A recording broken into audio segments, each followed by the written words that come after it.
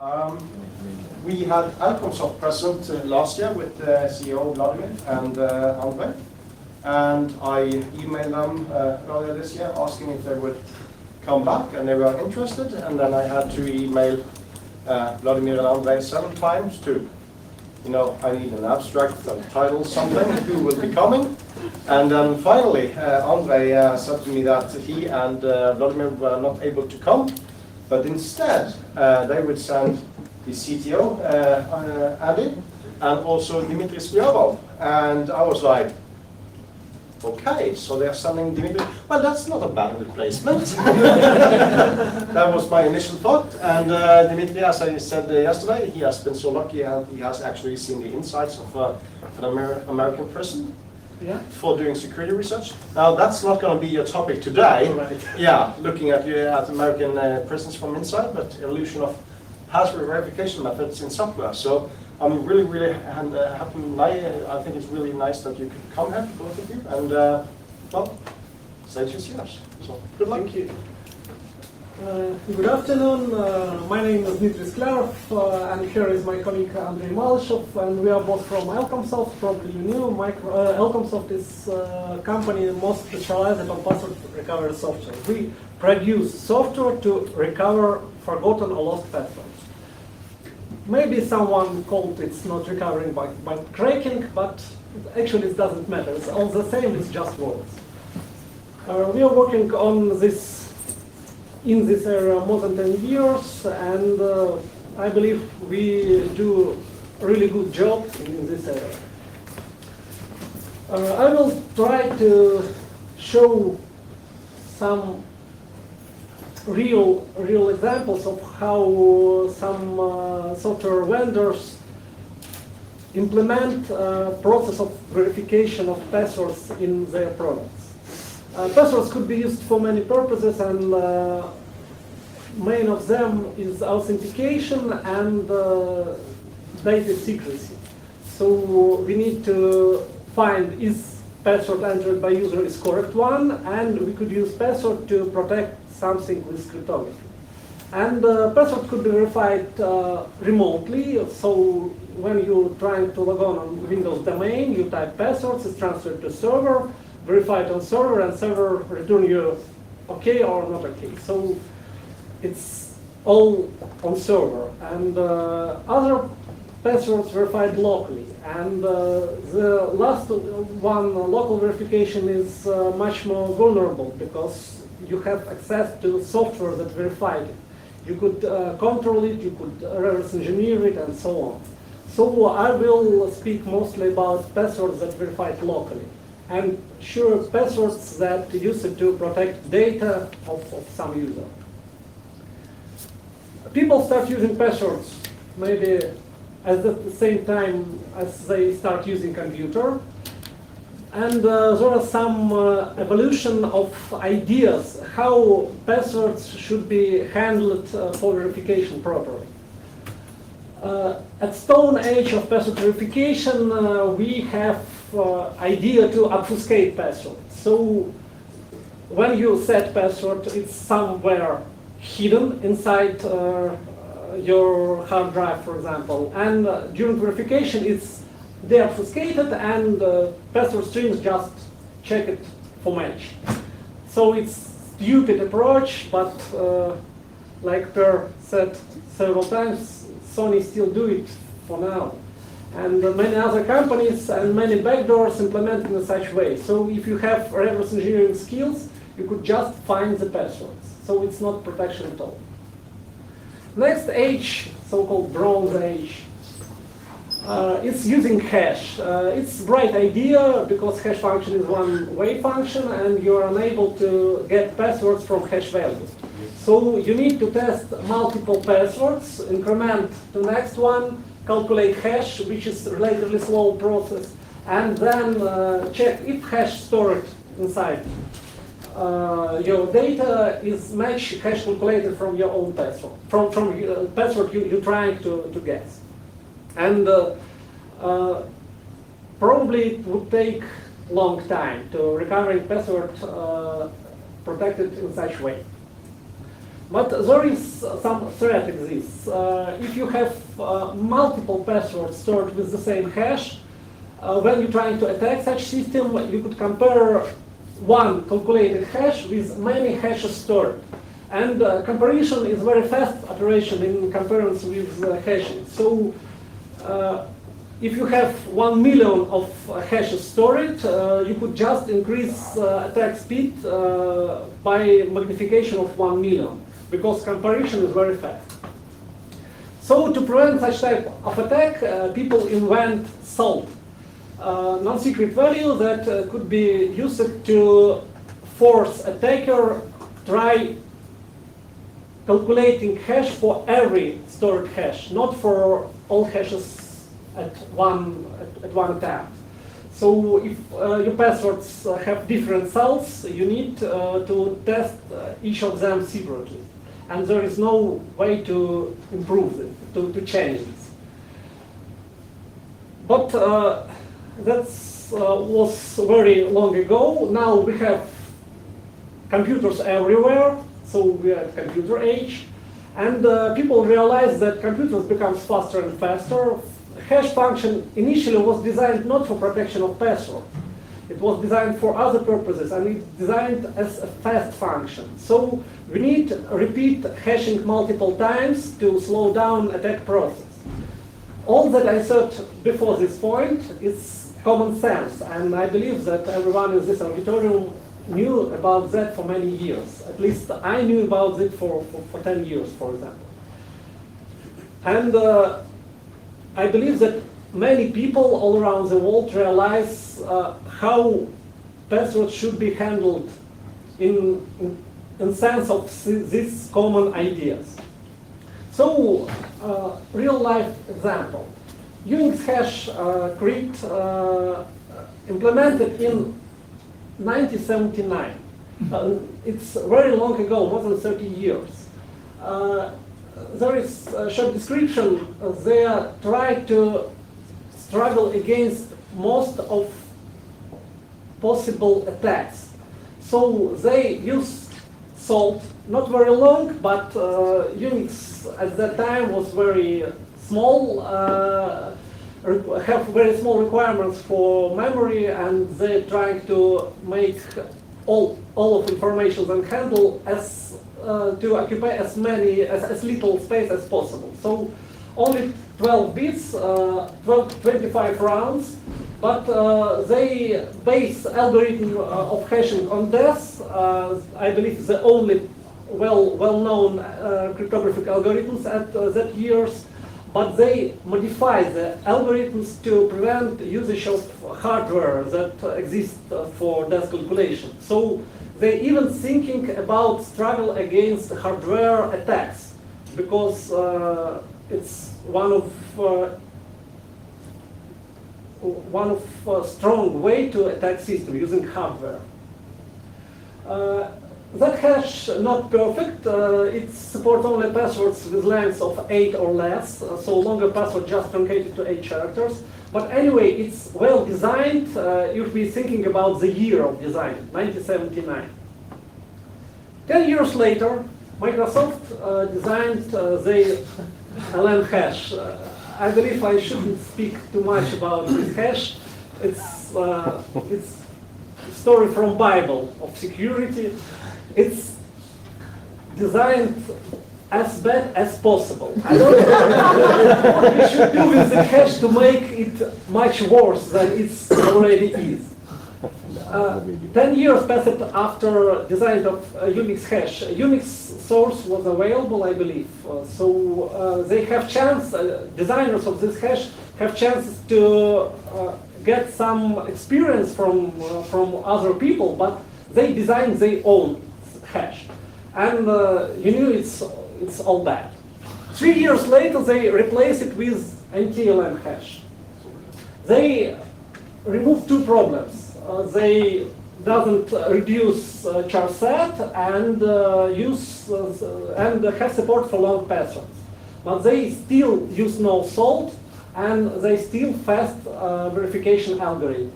So it's not perfect, not perfect again, not as bad as LM hash, but still not good, and 3 years will give nothing to them. It's a very simple example. After 1993, new threats appeared related with the passwords. The first one is rainbow tables. They were introduced in 2003, and actually they were based on an idea from 1988 from Hellman that we could use some pre-computation to make attacks much faster. And that attack is suitable for almost any system that use no salt or that use encryption key without initialization vector. So even if you have only single hash in your system, not multiple hashes, sometimes this idea could help you attack much faster. And another threat is GPU. In 2007, NVIDIA introduced the CUDA that allows programmers to use integer arithmetics to develop their own code that run on GPU. And GPU is a single instruction, multiple data. It's parallel computer. And using it properly allows you to run some integer arithmetic operations much faster than general central processing unit. It's not suitable for every algorithms. Mostly it's well for algorithms with a lot of mathematical operations like additions, multiplications, but not too good for algorithms that requires a lot of memory access, like RC4 string cipher. But GPU allows you to get advantages of hardware without paying for that hardware, because for many computers, GPU is a built-in system, so you don't have to pay for it. And now some evolution of passwords implemented by Microsoft Office, Word, and Excel for many different versions. Versions prior to Office 97, they use encryption, they called encryption. Password actually was transformed to 16 bytes gamma, and that gamma was repeatedly XORed with all data of document. So simple statistical analysis allows you to recover gamma, and algorithms calculating gamma was reversible, invertible, so you was able to get password. Actually, if you have gamma, you don't need to have password. You have access to data already. So you knew the content of the document, so password doesn't matter in this situation. And by the way, Claude Chenon published his paper in 1979, and I believe after that paper, there is entropy of information was appeared in mathematics, and I believe that from 39 to 17 to 97, it's enough time to realize that XOR is not a good encryption. You need something stronger.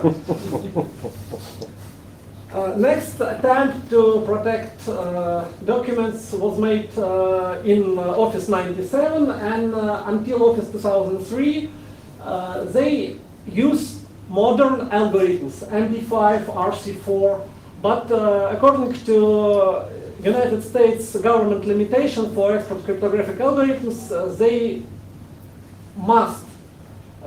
obey to law, and they use only 40 bits encryption. At that time, it seems relatively strong, because a single person was unable to crack it using his own home computer for months, for example. But as I said earlier, computers become faster and faster, and now attack on 40 bits encryption is very fast. So limitation was removed in year 2000. There was only 7 countries that were prohibited from selling software developed in the United States with encryption longer than 128 bits and longer. But Microsoft spent 3 years to adapt the software to support longer keys. And for now, for example, we at Elcomsoft developed so-called Thunder tables. It's used extended rainbow tables. So rainbow tables plus all keys that not covered by rainbow tables. Rainbow tables are probabilistic one, and there is no 100% guarantee that key you search for is inside your tables. But we have extension and we cover 100% of key space. And using the tables, average key recovery took 3 minutes, and complete key search takes about 10 minutes for one document. So we could attack 40-bit documents very fast. In Office 2003, Microsoft allowed people to use longer keys, longer encryption keys, and user could have ability to choose 46 or 128 bits encryption using cryptographic service provider. But to change encryption level, you need to go through menu systems, through options, and actually it's not easy way for average user, and most users never change that settings, and I believe that 95% of documents created in all versions of Office that support 128 bits encryption still have 40 bits encryption because user never change settings. They just set the password. And algorithms of verification was fast enough, use only single iteration, so even not Iron Age. Very stupid, I believe.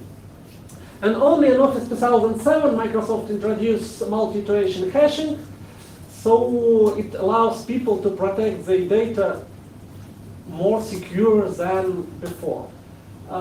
In Office 2007, Microsoft redesigned the whole system, interface, file format, and probably they decided that security is not less important than usability. So they allows people to send new encryption with longer verification of key, but they lost support from previous versions. So you was unable to open new document in old Office. Actually, later then produced compatibility patch, so I still use Office 2003 and I'm able to open new documents with new protection.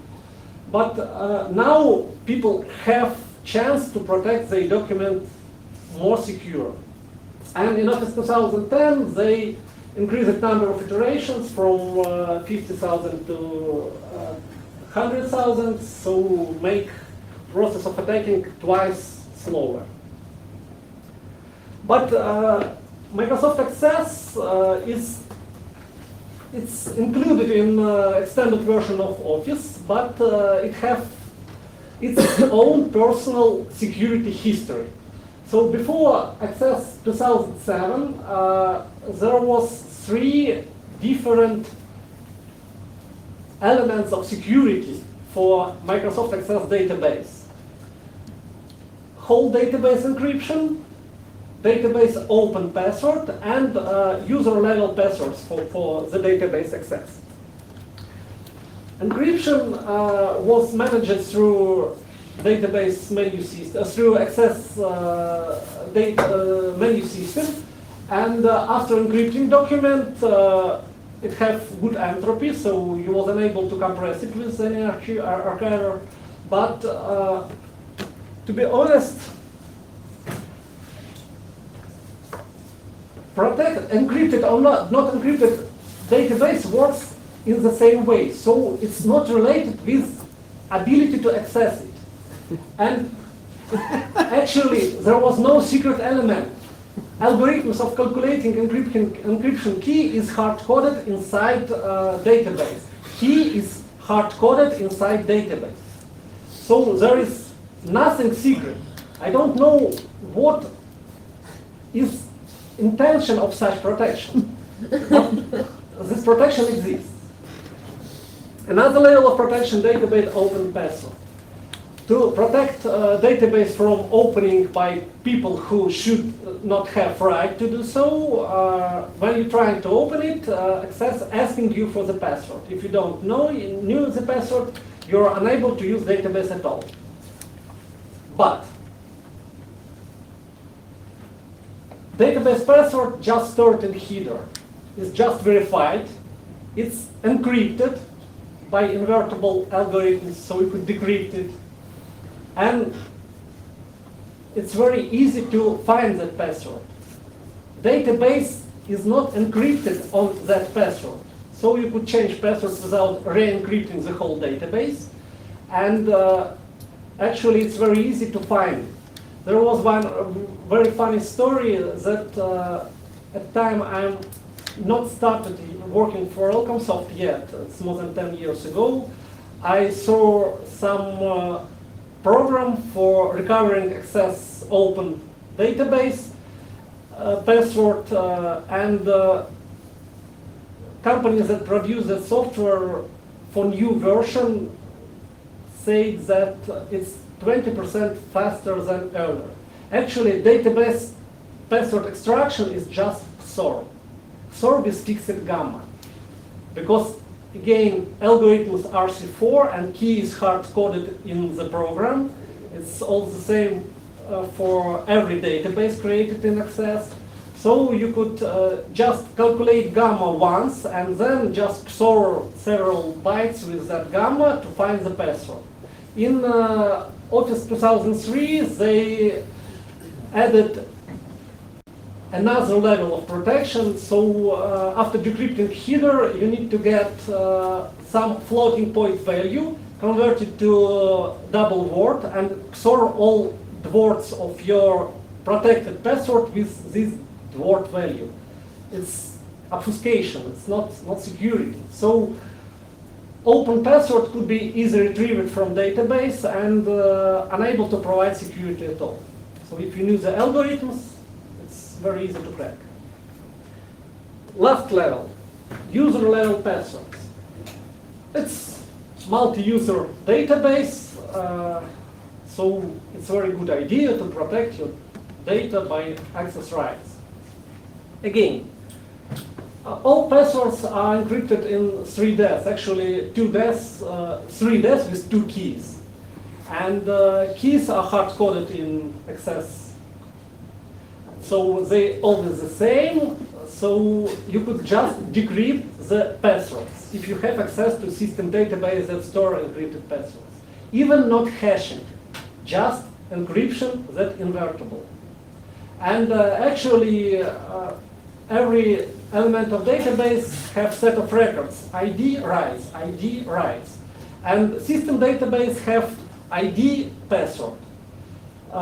If you don't have system database, you could just get ID from main database and generate new user, new system database with user ID that have rights you need. So ID, I believe that ID is more secret than password.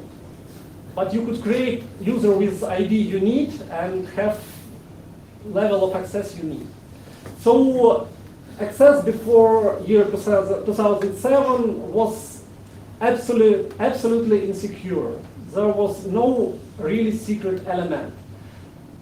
2 levels of passwords protection and whole database encryption, just nothing. They just doesn't work. In Office 2007, they start using cryptographic service provider, like in other Microsoft Office products, to protect database. So database is protected, but verification is fast. And finally, in 2010, they start using multi-iteration hash with 100,000 iterations, so they get the same level of security like for other Microsoft Office products. So they developed almost in parallel with Word and Excel, but level of security was much worse than for Word and Excel. I don't know why. Yeah? The single iteration, is that SHA-1 or? Actually, there are about 5 Andy Shah. So, not five, I guess 3 or 4. Don't remember exactly. So calculation of verification process, about four blocks of SHA-1. It's not repeated many times like 100,000. It's very fast. Another product from Microsoft that one customer of our company asked to develop password recovery for was Microsoft Windows Easy Transfer. It's a set of applications that allows you to transfer your user account data from old computer to new one, from Windows XP to Vista or Windows 7. And initially it was developed for Windows XP. I believe 2006 is something near Vista appeared on the market. And here is implementation, password hashed with SHA-1. With SHA-1 again is expanded to 168 bits. Algorithm is described in Microsoft documentation. And they have IV block, 8 bytes encrypted in CBC mode using triple depth, and IV and fixed plain text. Plain text is just string that uses for verification the password. And later we have ciphertext block that use it for verifying user password. Actually, 168 bits calculated from 160 bits, that output of SHA-1. So the strongest key is 160 bits. It's long enough for such type of data, so cracking SHA-1 is expensive. I believe I never heard that someone make collision for this, even collision for this hash. So searching this value is not easy. But several words about CBC. I believe that all of you already knew what's it. We have installation vector that stored with plaintext block. And later it's encrypted and ciphertext is available for us. We knew plaintext, we knew ciphertext, but we don't knew IV. So ciphertext depends on key and IV. IV is just random value. It's like salt. So to attack this system, we need to use IV from the document. So we could not build random tables. I explored code on Windows XP, and then I decided to check how it works on Windows 7, because Windows 7 have migration tool too. And I was wondering that installation vector is set to 0.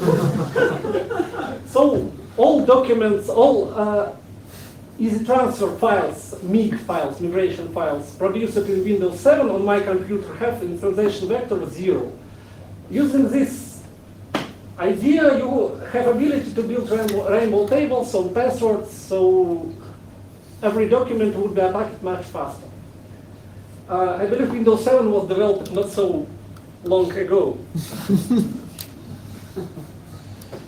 Another company that, yeah? So it used a proper IV in XP and Vista, and then it's... I never tried in Vista. Actually, I don't have Vista installation. Okay. It's use random IV in XP.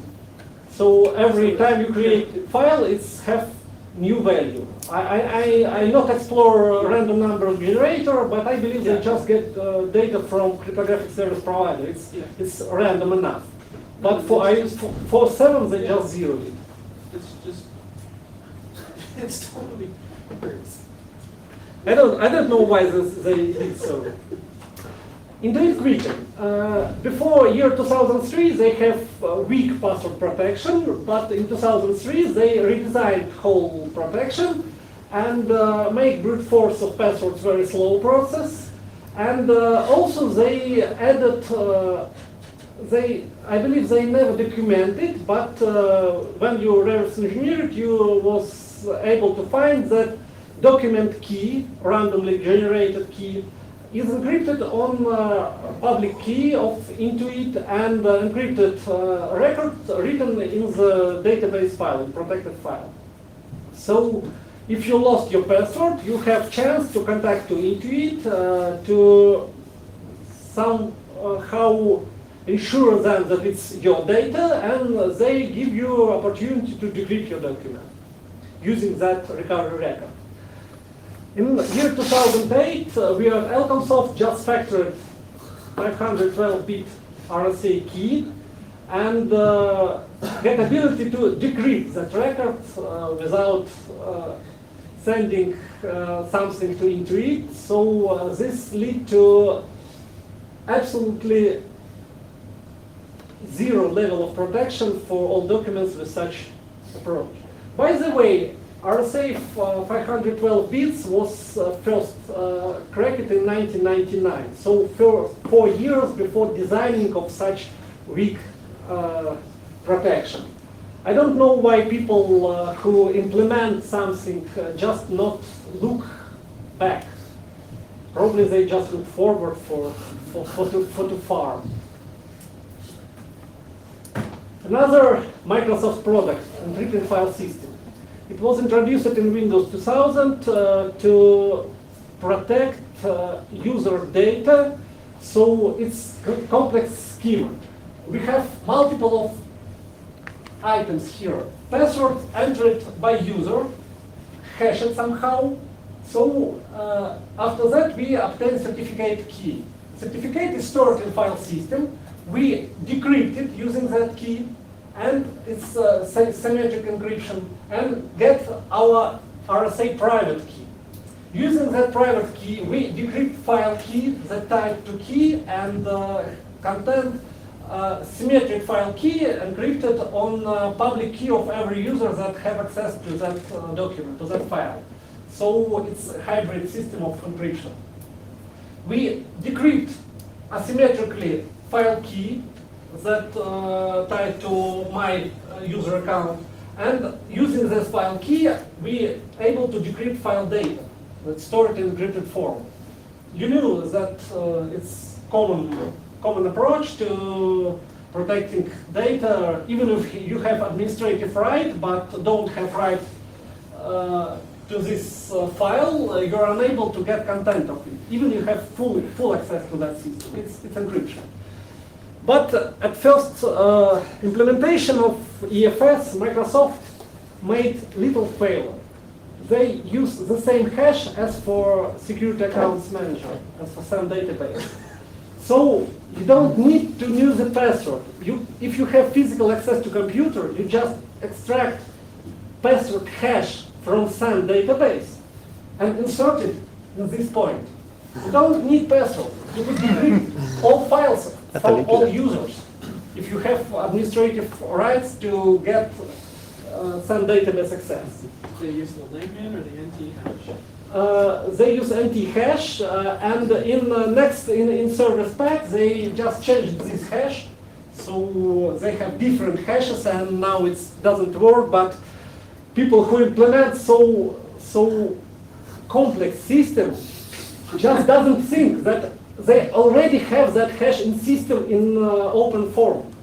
It's obfuscated, but it's available. Now my favorite. PDF. Initial version of PDF format was 1.0, and I believe that there was no encryption at all.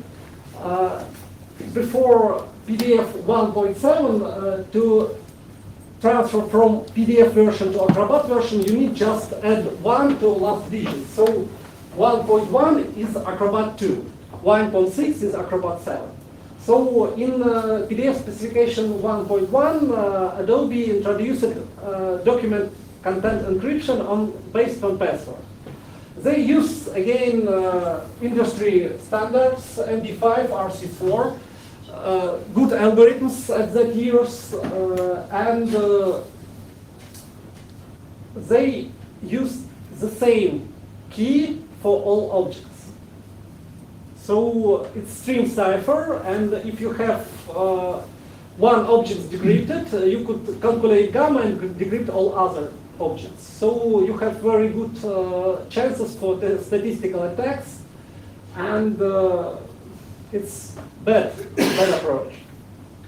They fast fixed it, and in the same year they have new specifications for Acrobat 3, and every object have, yeah. If you had the same keys here, stream cipher for everything, instead of doing statistical attack, couldn't you just make a document that you knew would have lots of zeros, for example, and read off the key there? Content of document produced not by you, but by the Acrobat. You need some plain text, but most of objects inside documents are compressed, so you need to get plain text in compressed data, and it's not too easy. But you have actually, I believe that it could be attacked if you have several. If you put in a compressed image that you already knew the compression for, you could read off just by XORing, you could get the stream, right? You need to get the stream, but if you don't know the image content, you don't have plain text. You need to have plain text from some source. You're making the document, so you could put an image and it's not really We are talking about attacking my own documents, No, but you or said some it's other the same documents. for every document, so I assume you could make your own document just to read off the stream. You could read off the key by making your own document with known... No. Different key. Every document have different keys, but gamma is the same for all objects. So multiple in the same document. Yeah, right. Oh, I see. Multiple objects encrypted with the same gamma. Okay. So you have multiple gamma applications, but you don't know the gamma. I misunderstood you when you said multiple objects has all the files were the same. Yeah. PDF document is a set of I objects. understand. Thanks. So in new edition, they just added one more level of key calculations, and now from document key, Acrobat derive object key that depends on object ID, and different objects use different gamma, so it's more secure. But again, it's 1996, cryptographic restriction of US government, and they use RC4 with 40 bits. They have fast calculations, one MD5 block hashing, and one RC4. Actually, 32 bytes of RC4 encrypted, but to encrypt first byte, you need to set key, and it's time consuming like 256 bytes encryption. So it's one RC4 calculation, it's near time to set the key. So after that process, you knew is your key right or not, so is your password correct or not. So it's fast, and again we have Thunder tables built for PDF documents that allows you in minutes to find 40 bits encryption key for any document. In PDF 1.4, Adobe introduced support for longer keys. It's after year 2000. No strong cryptographic export restriction exists. They slowed down process about 40 times. I believe they use different numbers because RC4 is slower than MD5, so they balance time spent for MD5 and RC4. And in PDF 1.6, they introduced IS encryption instead of RC4. I don't think that it's significant improvements because 128 bits key is much more important, but now it is. And if you have really long password with good char set, it's very hard to crack that protection. It's may consider it to be almost strong. Version 1.7 appeared in 2006. Next version. It's related to Acrobat 9. In Acrobat 9, engineers from Adobe decided to get top level of security using top level security primitives. They use 256 bits encryption with IS, and they use new hash, SHA 2056, instead of combination of MD5 and RC4. It looks like improvement in security, but they use single iteration, so single SHA 2056 calculation to verify the password. And as I said earlier, RC4 is not too good for GPU implementation because it requires a lot of memory access. But SHA 2056 is very good for GPU.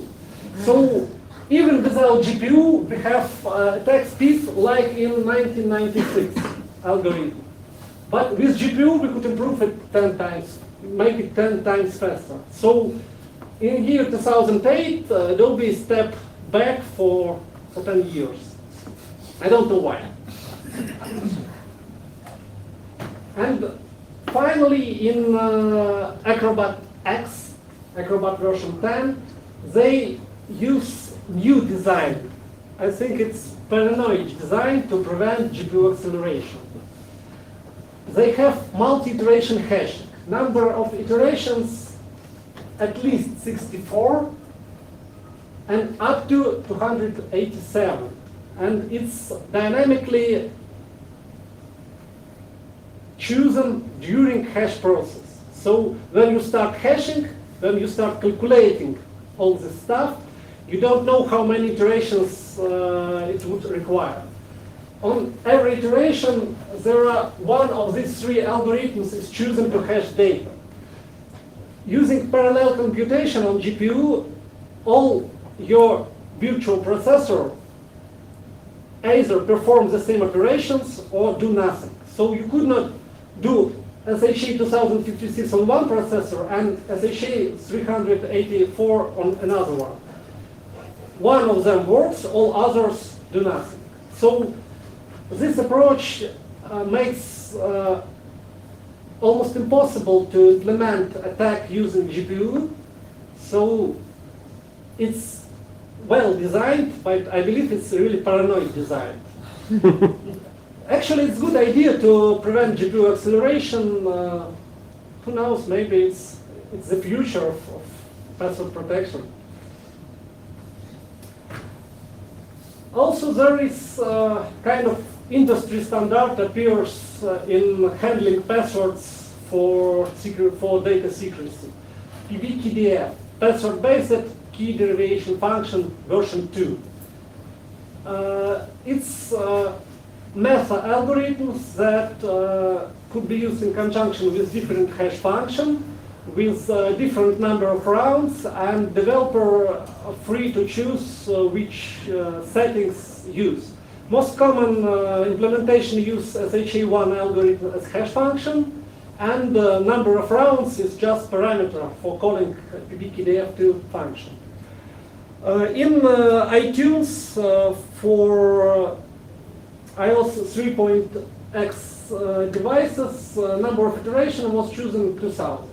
It's not too many, so verification process is relatively fast, but it's not 1, not 10.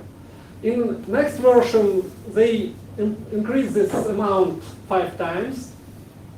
BlackBerry, smartphone developer Research in Motion, actually they consider to be a good company in security. And in modern version, there is 20,000, 2 times more than for iTunes. What do you think the value here? 1. Right, 1. So we use industry standard. Number doesn't matter. You're still compliant because you're using an industry standard, right? Yeah, right.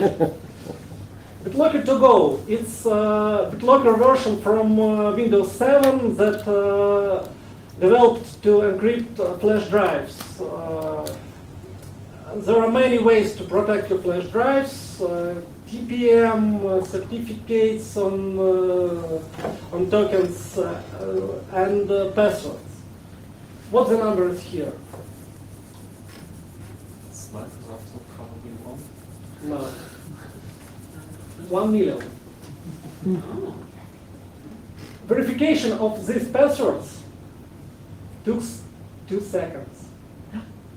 One password in 2 seconds on the average computer. It could be speeded up with GPU because it's SHA. It's good with GPU, but it's paranoid too. So different vendors choose different values and speed difference in 1 million times. So it's about 3 characters. And here the shortest password is 8 characters. It's security limitation. You couldn't set password shorter than 8 characters. 8 characters, 2 seconds per password. Even short word list would take long time. Long word list like you use for your presentation would take months using this speed of password verification. So Microsoft sometimes choose good security settings too. And last several words about iOS 4 devices, about passcode verification. There are several publications during last month, one on Hack in the Box conference and another one from our company. We developed acquisition tool for forensics needs to get data from iOS 4 devices. We cover all devices except iPad 2. It's the most secure device from Apple because there is no jailbreak for it. Probably yet, probably, I don't know. We use ideas and tools from other guys who developed jailbreak, teaser jailbreak, to get access to the phone. And then we run our code to perform acquisition tests to extract secrets that necessary for working with iPhone, for extracting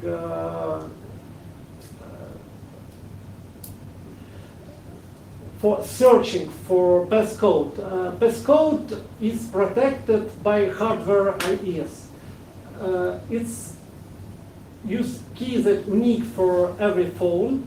I believe Apple could have some database that sets relation between phone body number and encryption key, but it's not available to anyone outside Apple. So if you have phone, the only way to search for passcode is run code on the phone. You could not extract some data for offline attack.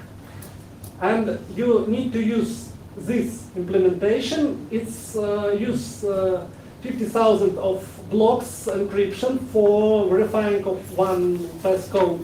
And there are 4 types of passcode: no passcode, empty passcode, 4 digits, classical passcode, any number of digits except 4. So you have only digits keypad, but not for places for digits. And arbitrary passcode with just with full keyboard enabled. And testing speed is depends from device model. For iPhone 3GS, it's 2.7 passwords per second. For iPad, the fastest device is 6.8 passwords. For iPhone 3GS, brute force for 4-digit passcode took about a couple of hours with access to the phone. So you need to connect to phone, make teaser jailbreak, run our software on it, and that software will try all possible combinations in 2 hours. So after 2 hours, you will get secret that allows you to decrypt some files on file system. That files are unavailable until you enter correct passcode. It's good implementation. I like how Apple handles security in the iOS line of products. So it's. So how do you check that the test if password is okay? Do you actually have to decrypt the file, or you have a simpler API call to test? Speaking about iPhone and iOS security could took several hours. Actually, I could just lead you to presentation from guys at Hack in the Box. There is some information available. There are multiple level of security, and there is so-called key bag that's stored on file system, and that key bag is encrypted itself by some other key, so-called EMF. I will remember later the name of that key. I just answer. And there are many records, and every record contains key enveloped with standard IS envelope function. It's implemented in OpenSSL, for example, and you provide key that you get from passcode, calculate from passcode using this multi-iteration algorithms, to unwrap function, and unwrap function return success or fail. And this is a way to check if your passcode is correct one or not. When you said 2 to 3 hours, is that if someone uses the 4-number passcode?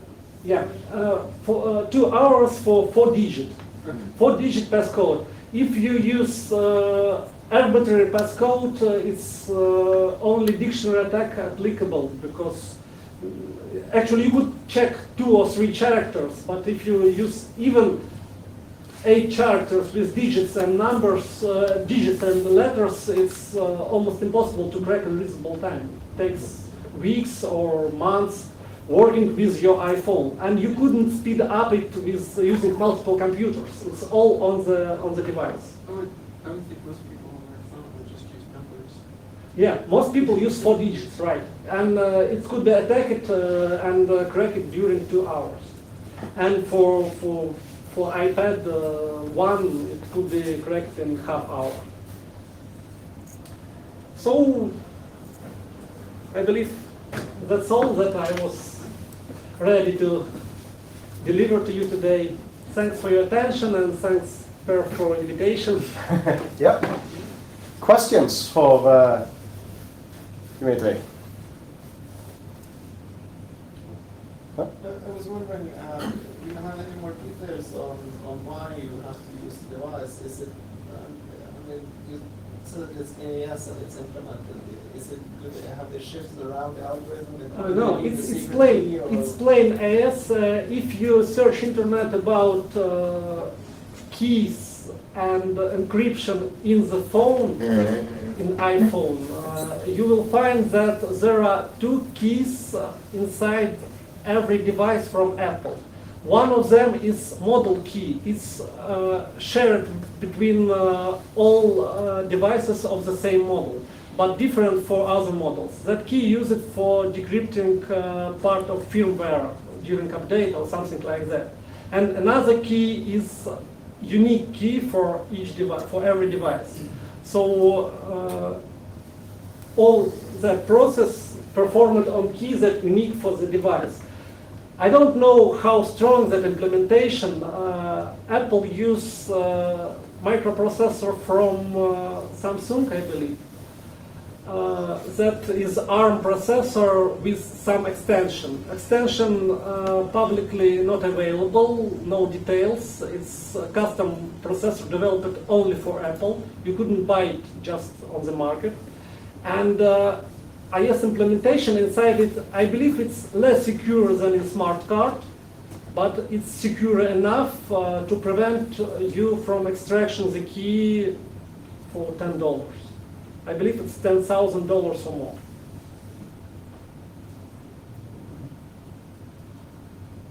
So the device key, do they actually, does it seem to be that they did a good job at making a randomly generated key? Like, has anyone seen any patterns in the serial number or anything like that? Actually, nobody knew device key. It's impossible to extract it. You could run IS over it. So you could put data on input and get output, but you don't have access to key. If access to key would be available, this could be performed on powerful PC.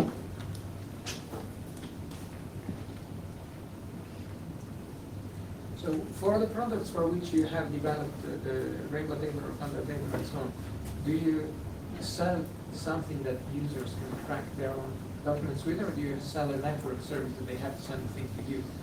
Because these tables are going to be very big, right? Yeah. For now, we don't have service. We offer several versions of our product, and the only enterprise version use standard tables. So common version, home or professional one, are available for download, and full version delivered on the DVD. But you shouldn't run it from DVD, you should copy it to flash drive, because DVD random access time is very bad. It would take hours using DVD, but with flash drive it's less than 2 minutes per document, in average. Okay, well, thank you, Dmitry. Thank and you.